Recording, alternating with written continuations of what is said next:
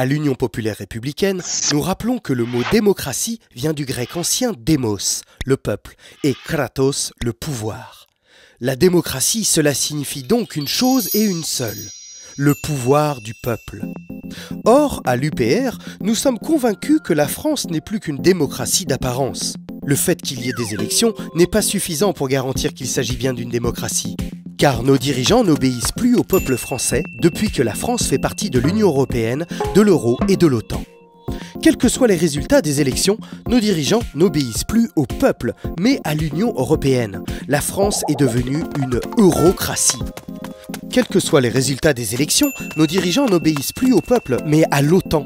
La France est devenue une otanocratie. Quels que soient les résultats des élections, nos dirigeants n'obéissent plus au peuple, mais à la Banque Centrale Européenne et aux grandes banques. La France est devenue une bancocratie, ou une Goldman Sachsocratie. Notre volonté première est de rétablir la démocratie, c'est-à-dire que ce soit le peuple français qui ait vraiment le pouvoir, et qui fixe en dernier ressort les grands choix collectifs de notre nation. C'est pourquoi François Asselineau propose dans son programme présidentiel la création du référendum d'initiative populaire. En France, quand on parle de référendum, on pense au référendum d'initiative présidentielle. Le président de la République pose alors une question au peuple, question qui appelle le plus souvent deux réponses, soit oui, soit non. À l'issue du référendum, c'est normalement la réponse majoritaire qui est appliquée. Cependant, on a vu en 2005 que nos dirigeants ont eu l'audace de ne tenir aucun compte du non de 55% des Français à la Constitution européenne.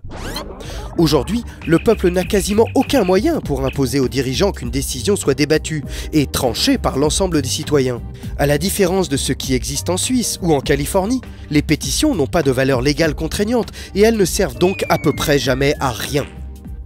Le référendum d'initiative populaire que nous proposons obligera nos dirigeants, quels qu'ils soient, à mettre en œuvre une décision que le peuple exige. Dans son programme présidentiel, François Asselineau propose ainsi d'instaurer le référendum d'initiative populaire.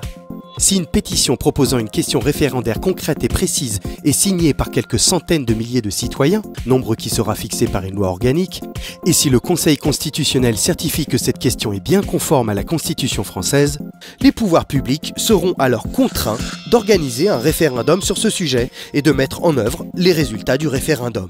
Et pour plus de démocratie, François Asselineau propose également des améliorations substantielles concernant le référendum d'initiative présidentielle.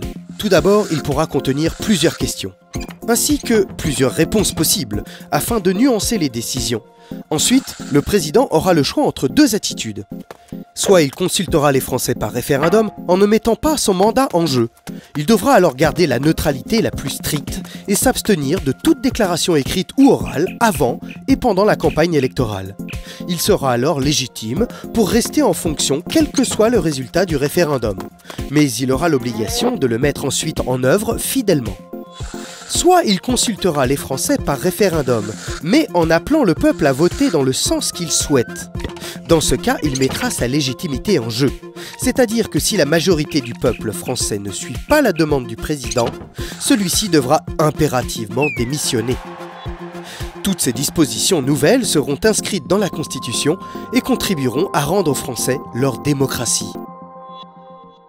Retrouvez nos analyses, nos propositions, adhérez ou faites un don sur upr.fr. Retrouvez-nous aussi sur Facebook pour partager des idées et participer au direct. Twitter pour suivre les réactions de François Asselineau au jour le jour. YouTube pour ne rater aucune de nos vidéos. Pour nous aider à rétablir la démocratie, poussez-nous, abonnez-vous, partagez.